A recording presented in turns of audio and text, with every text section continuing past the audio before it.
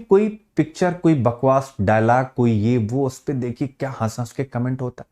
यहां हम लोग अपने फ्यूचर के लिए संघर्ष कर रहे हैं।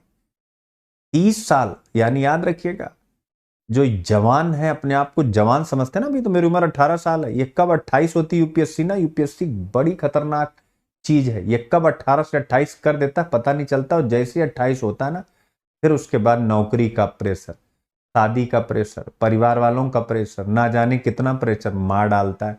मैं खुद इस एग्जाम में इंटरव्यू दे करके असफल हुआ हूं। हमारे टाइम में मुझे 4 ही अटेम्प्ट मिले थे। आप लोग तो भाग्यशाली हैं, जो जनरल कैंडिडेट हैं उनको 6 मिल रहे हैं, और लोगों को फिर और भी अधिक मिल रहे हैं। लेकिन हमारे टाइम पर यानी 4 ही अटेम्प्ट हुआ करते थे, और मैं इंटरव्यू दे करके फेल हूं।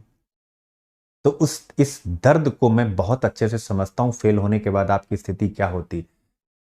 सोचिए 2012 में मेरे पास क्या था?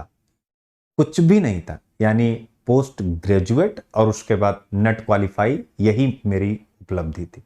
मुझे कहाँ नौकरी मिलती, आप बताइए। जिम में मैंने काम किया, जिम में एज अ ट्रेनर मैंने काम किया, ठीक है।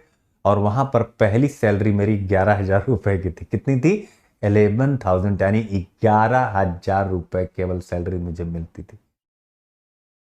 और वहीं से मैंने पैसा इकट्ठा किया 5-6 महीने लगातार काम करके। और फिर क्योंकि वहां मेरा मन लग नहीं रहा था, क्योंकि मुझे एक बार आप सोचो कि आप राजा बनोगे, आईएएस आईपीएस बनोगे, सोचो आप, और आप उस प्रक्रिया में लगातार मेंस दे रहे हो, इंटरव्यू में पार्टिसिपेट कर रहे हो और फेल हो गए हो। नहीं, आपने राजा का सपना देखा, और काम क्या मिल रहा था वहां? लोगों के शूज वगैरह, अब वो शूज पहने होते थे, शूज हाथ में लेकर के प्रैक्टिस करानी, अब उनके गंदे शूज हाथों में आ रहे हैं।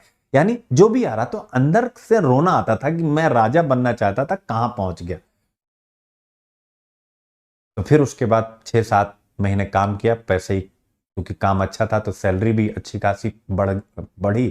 पहले महीने मेरी ज्वाइनिंग हुई थी 11,000 रुपये, लेकिन मुझे 21,000 रुपये पहली सैलरी मिली। चूंकि मेरा काम कुछ भी होता है बहुत इनोवेटिव होता है, वहां पर भी मैंने अच्छा काम किया, उनके कस्टमर जोड़ने लग गए, तो मैनेजर भी खुश हो गया, मालिक भी खुश हो गया।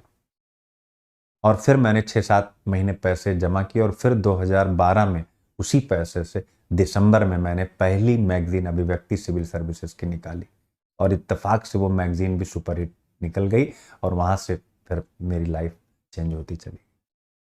तो कहने का मेरा मतलब यही है कि 18 से 28 कब होंगे, अटेम्प्ट कब खत्म होंगे, कुछ भी पता नहीं। इसलिए मतलब कमेंट का मतलब ये नहीं होता कि आप, अरे अब सर क्या कमेंट, अरे कमेंट मैं पढ़ता हूं, मैं पढ़ता हूं, हमारी टीम पढ़ती है। तो आप, अगर मैं नहीं भी पढ़ पाए तो भी आपके विचार तो आए, 5 बच्चों ने पढ़ा। बहुत महत्वपूर्ण है बच्चे। यूपीएससी निकालना इतना आसान काम नहीं है, ठीक है। यूपीएससी निकालने के लिए बड़े परिश्रम की आवश्यकता है।